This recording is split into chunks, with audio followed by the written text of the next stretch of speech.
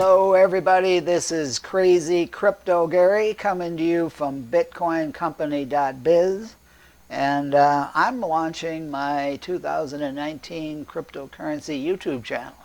And thank you for watching this video, and I hope you enjoy it.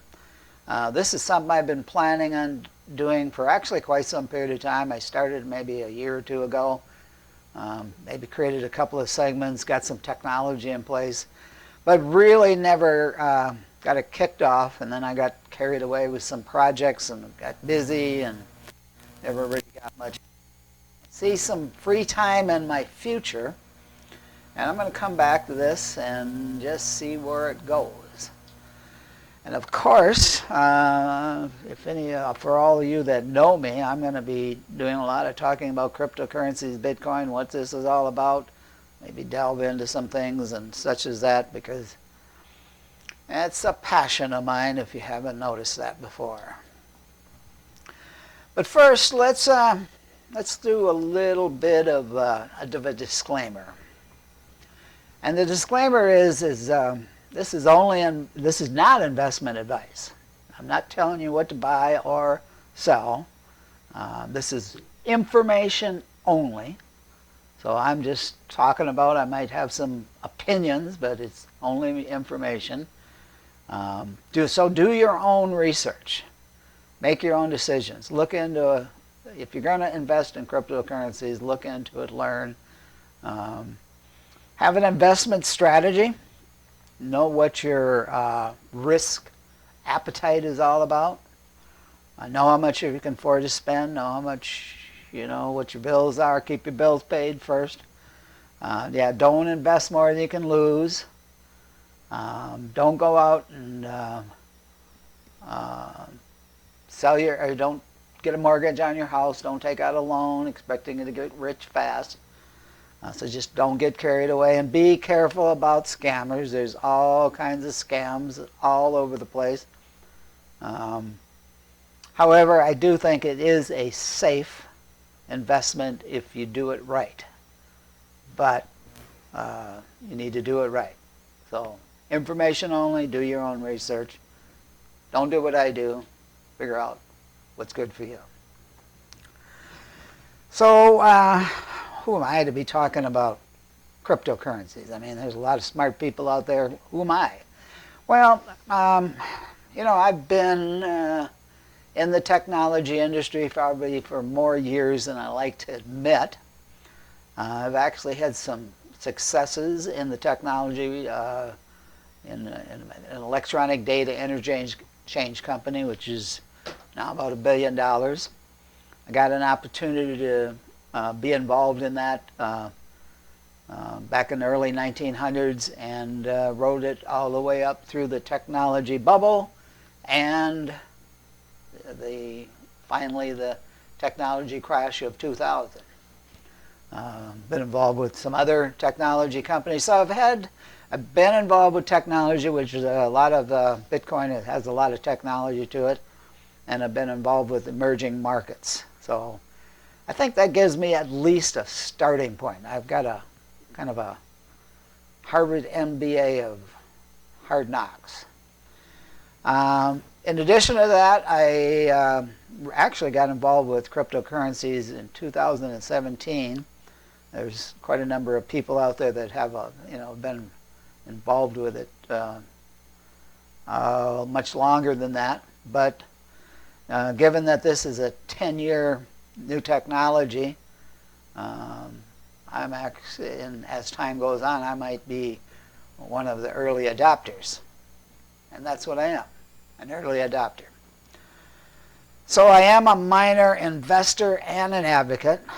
I actually built a heating chamber in my home to run Bitcoin miners in the wintertime and augment the heat within the house. I am definitely an investor, and I'm definitely an advocate. In fact, I have a fairly sizable portion of my net worth. However, it might not be all that big. I have a sizable portion of my net worth in cryptocurrency. So I got some skin in the game. Again, back in 2017, I initially got involved when it was at about 1900 per coin. I wrote it all the way up to 19,000 per coin, and then I wrote it all the way down to 34, 33, and today I think it was just hovering a little over 8,000. I tend to be a hodler. Now, we talk a lot more about what a hodler is later on, but a hodler is basically a person that buys and holds and do something that they call dollar cost averaging. In other words, you buy in the highs, you buy in the lows, you just put money in on a regular basis, you hold it, and it kind of averages out to a medium cost. And if the asset is growing in value, that can be a good thing. So I'm a hodler. We'll talk about that later. About these sessions, they're going to be, the first ones for sure are going to be a little basic. I'm just going to, I'll be laying out my topics here in just a little bit. So I'm not going to dive right into the depths of cryptocurrencies because there's a lot to it. Okay. I've got a numerous experts that have been around for a long time that I follow very regularly. I'll just rattle off some names: Blixware, Cliff High. There's a podcast by a gentleman that I don't even know his name. It's called the Modern Investor Podcast. There's a gentleman out there, Andres Antonopoulos, very well known. The Crypto Trader, which is CNBC. There's a Mike Mahoney that I'm going to be talking about sometimes too. Some of the sessions. He's a little more of a gold and silver guy, but I think there's some similarities between gold and silver, and they kind of play together. Bitcoin Ben and a guy by the name of Jay Snip. That's just kind of a few of the people. Oh, and Peter McCormick, which has a very interesting a YouTube channel called What Bitcoin Did. So that's just a few of the people. So I'll be referencing these people on a regular basis. You know, I'm going to be picking their brains, disseminating it to you. I'll be putting their links in the bottom of the each of my videos. So that you can go watch, hear come from them. If I could grow a large enough audience, maybe we could. I've got the technology here to do simulcast, so I can actually bring in some of these experts if we get a big enough audience, and we can have some interviews and talk to them about it and delve into subjects that we'd like to delve into. And eventually, like to kind of, if we could grow this. Have some interest in the Minneapolis, St. Paul, or Minnesota, or even upper Midwest.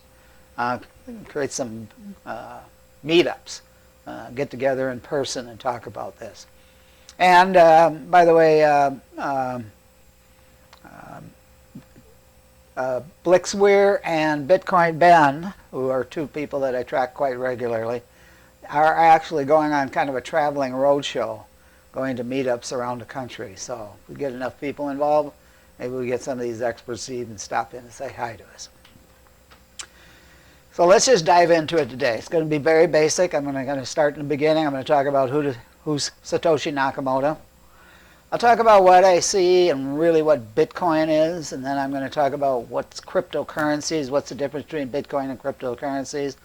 And I'm going to end it up today talking about why I think this could be important. Is this just a scam, or is this something that might be good for our world? So who the heck is Satoshi Nakamoto? Well, if you really know the truth, nobody knows. Speculations are is the CIA or FBI, the Russian government, the Chinese government, Federal Reserve is another thought, okay? But nobody really knows. Satoshi Nakamoto developed this white paper initially. It's called Bitcoin, a peer-to-peer electronic cash system. It's very elegant in its simplicity, to quite candid. It's 9 pages long. It's fairly simple to read. There's a lot of equations in here that are a little hard to understand. But this was the basis, the theory behind it, and then he developed a source open source, and that's a very interesting thing. In other words, the source code that runs on Bitcoin, you could download it off an GitHub, and that's a repository where you could download it, look at it, change it, modify it. You could even take it and create your own coin. And then we'll talk about some things called decentralization and stuff like that a little later on. But that's basically, if anybody can look at the code to find out what Bitcoin is doing, that means that everybody knows what Bitcoin is doing.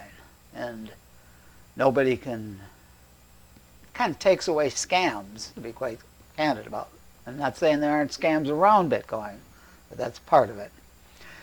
The guy above me, that's up at the top, that's Dorian Nakamoto. Now that's who you expect to be Satoshi Nakamoto.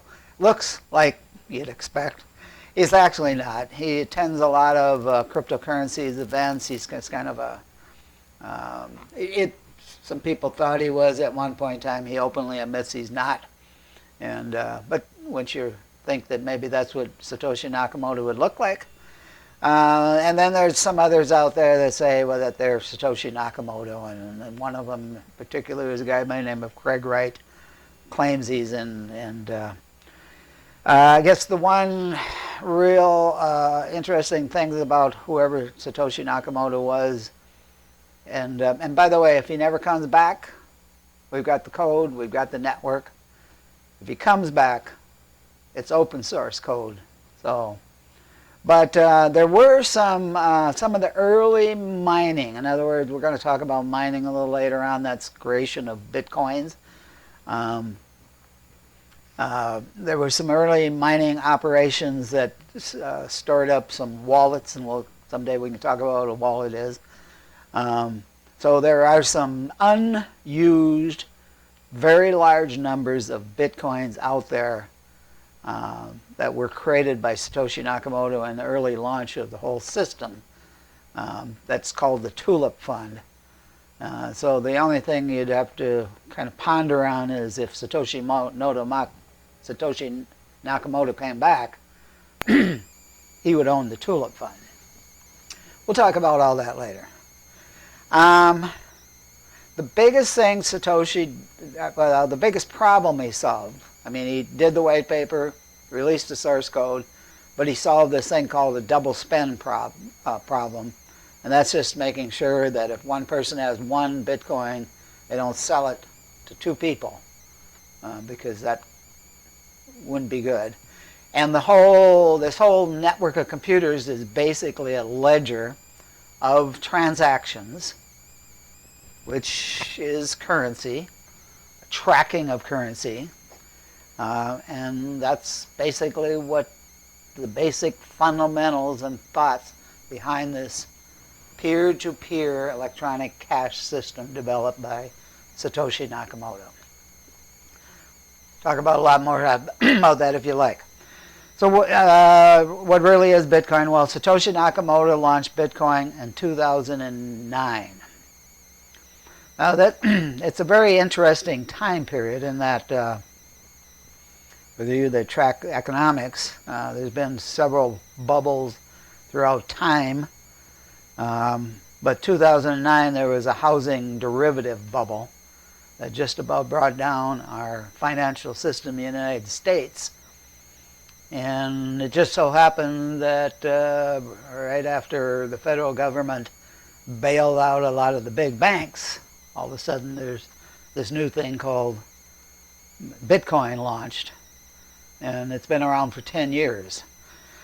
So is Bitcoin really a currency today? It's limitedly traded. Overstock.com, you can buy with Bitcoin. JB Bullion, there's definitely some places where you can buy goods and services, or goods typically, with Bitcoin, but it's not a readily traded currency.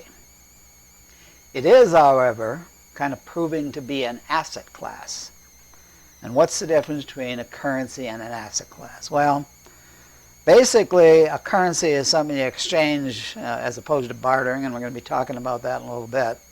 But an asset class, I mean, gold is an asset class, silver is an asset class, corn's an asset class, oil's an asset class. It's a commodity. And commodities are regulated, particularly in the United States. And hopefully I have some international following here too. But in the United States, commodities are regulated by the CFTC. And Bitcoin is regulated by the CFTC as opposed to the SEC, which is the Securities and Exchange Commission, which regulates stocks and bonds or securities. Okay? So I've actually been on the FTC site, looked up Bitcoin, and they classify it in this thing called fintech. So what is fintech? Fintech is really financial technology. That's at the bottom line. It's talking about the banking system of the United States and the world is part of the fintech, and Bitcoin fits in there. So it is an asset class. That means you can buy it. Now an asset, you buy an asset anticipating its growth in value. And by the way, Bitcoin has actually outperformed any other commodity in the last 10 years since its inception. I do believe it could be a currency someday. It's a little bit slow. The network it utilizes a lot of energy. You'll hear a lot of talk about that, and it does. But however, it's very, very secure. And we can get into that. It's never been hacked. There might be scammers out there, but the core Bitcoin ledger, managed by these things called miners, has never been hacked. And the reason it's never been hacked is because of the hashing power that is utilized to do the encryption to secure the Bitcoin network, or more importantly, the blockchain, which is the ledger. Make sense? Hopefully. This is the basics. The next thing is there's only going to ever be 21 minted or mined. Now, I really say mined. And let's kind of tie that back into gold and silver. You mine gold, you mine silver, you mine Bitcoin. Isn't that interesting? Mining, okay? Asset class, commodity. Okay, the other thing that's very unique about Bitcoin, and not all other cryptocurrencies, we'll have to delve into that, Bitcoin is decentralized. So what does decentralized mean? Well, decentralized means that nobody owns it. Nobody. There's no person controls it, runs it. No corporation, company controls it, runs it. No government controls it, runs it. It's decentralized. Decisions are made by consensus. Kind of a democratic type of environment. So that's some very interesting things. Decentralized as opposed to centralized. I mean, all our governments are pyramid shapes, presidents on top, large organizations underneath. Bitcoin is not. The only way if a government wanted to stop Bitcoin, there's no office they're going to go to and serve a legal document or throw them into jail. There's nobody to throw into jail. Satoshi Nakamoto isn't around anymore. So that's kind of, this starts to make your head, think. All right? Decentralization as opposed to centralization. Large governments or organizations as opposed to a more democratic process. So what is cryptocurrency? Well, first of all, Bitcoin was the first cryptocurrency that started the whole wave back in 2009. But along come some new things. leveraging off this thing called blockchain, which is this ledger and decentralization. And the kind of the first new cryptocurrency come out was a thing called Ethereum, and that was done by a gentleman by the name of Metallic Buterin. And he added a thing called contracts. So basically what the smart contract is it's a little bit more knowledge on top of this ledger of transactions. So let's say you wanted to buy an apple and you had a lamb and you wanted to kind of negotiate something. Well, after you'd take the apple, but when you carved up or butchered and carved up the lamb, the person that had the apple would get some of the lamb. So smart contract can manage transactions as opposed to just a exchange of raw currency. So that was very interesting. Another gentleman by the name of Charlie Lee actually took the Bitcoin open source code and changed it to allow 4 times as many Litecoins, reduce the intensity of work in order to secure the network, making it faster. So Litecoin, and now where this kind of starts to play together, if you start thinking about, and we're going to be talking about currencies of the world here shortly, gold has been like the most notable currency in the world since mankind, and silver second. Now we got this, and they're both mined. Now we got Bitcoin that's mined, and then we have this Litecoin. So Bitcoin and Litecoin are a little bit like gold and silver. That's kind of the thing. Since those come out, there's been quite a slew of others. There's some things called privacy coins, and a few of those are Dash and Monero and Zcash. Now governments don't tend to like privacy coins because it's private. However, when you go pay a bill with cash between 2 people, that's pretty private. So Dash, Monero, and Zcash are privacy coins. We can get into all that. There's some new smart contract products coming out there that claim to be bigger, better, faster, and all this stuff, like EOS, Cardano, and Tron. And then there's another very interesting one that seems to be fairly controversial, but seems to have a role to play, called XRP. And XRP is a little bit less, it's less decentralized, but its intent in the world is to replace the SWIFT system. And what the SWIFT system is, it's the global exchange between countries. So whenever one country wants to exchange money, it's all done through the SWIFT system. And I think the last thing I'll say there is that I'm just going to kind of plant a seed for my future slides here.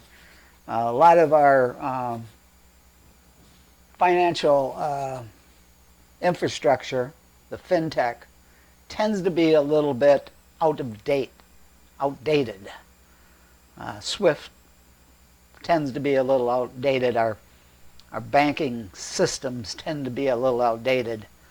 And actually, let's just dive into the point that because of their lack of flexibility, it leaves a lot of people in the world unbanked.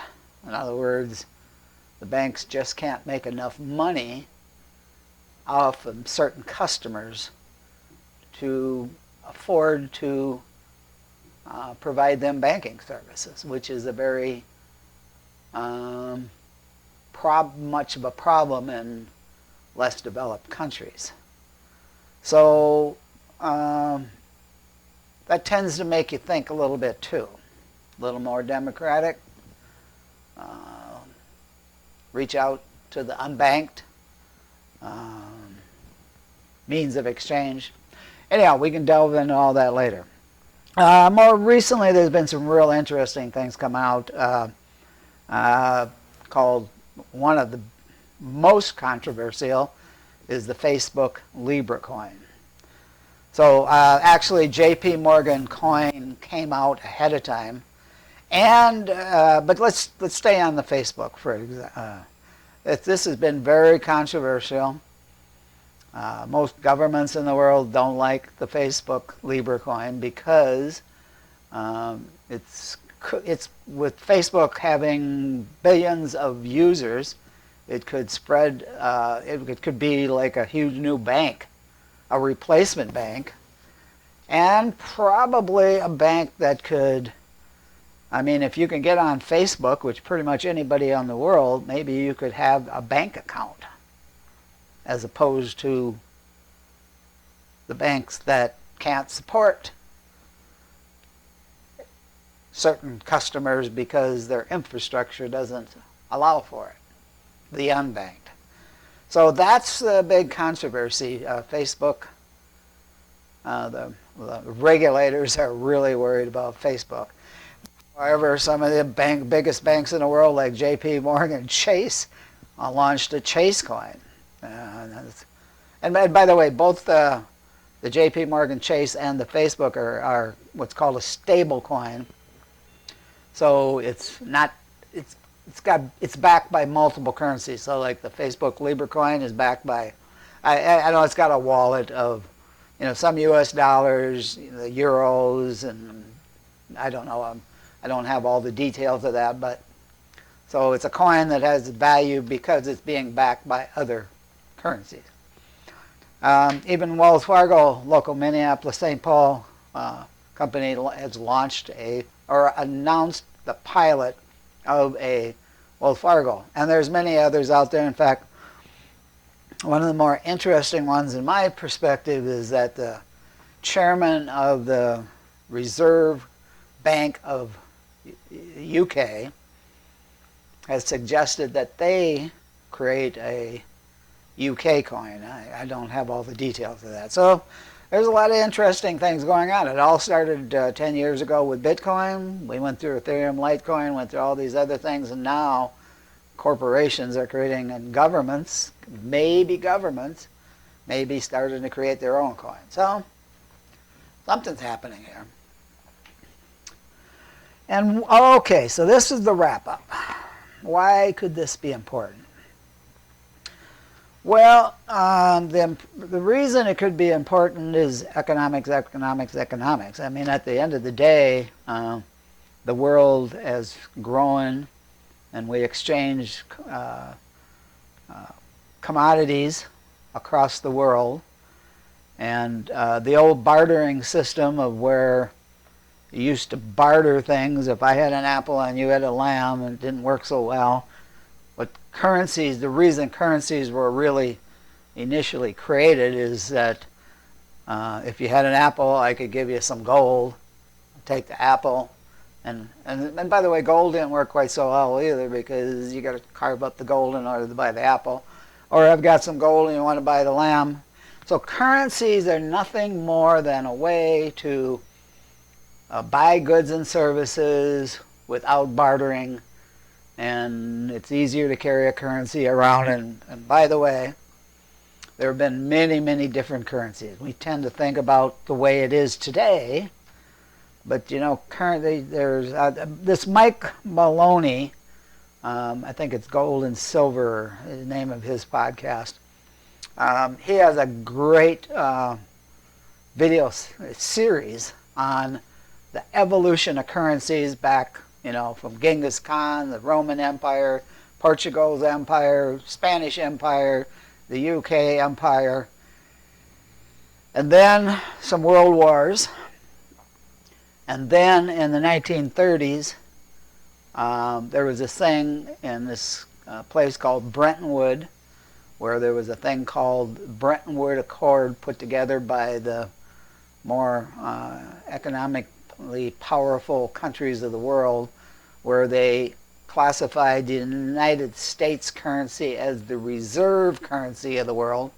Thereby, if one country wants to get another country's currency, it flows through the dollar as a medium of exchange. Okay? Now this has lasted for the U.S. Reserve since the 1930s, and it's been a very good thing for the United States. It's because of all the things that's happening in our world.